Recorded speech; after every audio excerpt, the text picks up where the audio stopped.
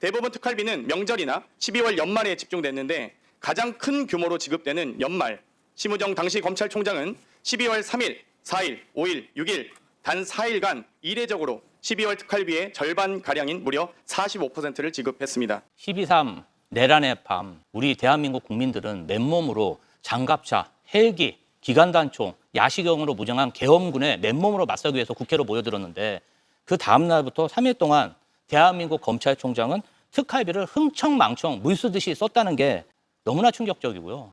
그러면 수사나 똑바로 했습니까? 저는요, 이 부분 관련해서 대한민국 검찰의 저 정신 상태 정말 믿고 싶지 않습니다. 그런데 너무 통탄스럽고 이 부분 관련해서 어떻게 집행했는지 철저히 조사해야 된다고 생각합니다. 일단 지금 민주당에서 주장하는 바로 따르면 세 가지 정도 문제가 있다고 볼 수 있겠습니다. 영수증이 필요 없는, 즉 증빙이 필요 없는 특활비를 썼다는 것 문제와 또는 또 한 개 더 나가서는 검찰이 예산 낭비를 했다는 문제, 그리고 더 나가서 검찰이 써서 문제다. 이렇게 세 가지로 볼 수 있을 것 같은데요. 근데 특활비를 사용했다는 걸 문제로 삼고 싶다면 이재명 청와대에서 지금 대통령실에서도 특활비 부활했습니다. 특활비 문제를 지적하고 싶으면 이재명 정부에서도 왜 특활비를 부활했는지, 증빙할 필요가 없는 특활비를 왜 써도 되는지, 왜 이재명 정부에 썼는지도 해명을 해야 되고, 수사 낭비, 인력, 그러니까 즉 예산 낭비를 했다고 지적하고 싶으면 공수처도 535억 낭비했지 않습니까? 실적이 없었습니다. 공수처도. 그런 점도 지적을 해주셔야 된다 생각을 하고, 자, 그럼 검찰이 썼다 문제라고 지적하고 하고 싶어 하는 것 같은데, 계엄 당시 12월 4일 이후부터 검찰은 2018년 이후 6년 만에 특수본 조직을 구성했었습니다. 그 특수본은 12월 4일 날 김용현 국방부 장관을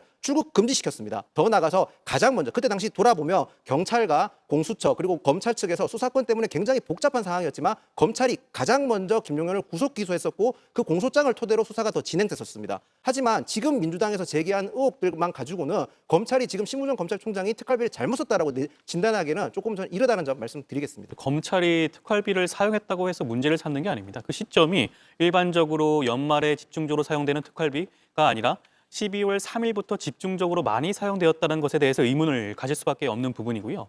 과연 이것이 어떻게 집행이 되었느냐. 앞서 말씀하셨지만 그 사용처에 대해서는 추후 진상조사를 통해서 확인이 될 수 있겠지만 지금 현재 추론할 수 있는 것은 내란과 관련해서 어떠한 모종의 역할을 한 것이 아닌가. 그리고 내란이 국회 그런 비상계엄 해제 의결을 통해서 해제가 되고 난 다음에는 그와 같은 내란 행위에 동조했던 그런 것들을 무마시키기 위해서 이러한 특활비가 사용된 것은 아닌가라는 측면을 충분히 의심할 수가 있겠죠. 그 부분을 지적하는 것이고요. 여기에 대해서는 지금 법무부와 대검 측에서 진상조사를 진행을 하겠다고 하니 그 결과를 지켜봐야 되지 않을까 싶습니다.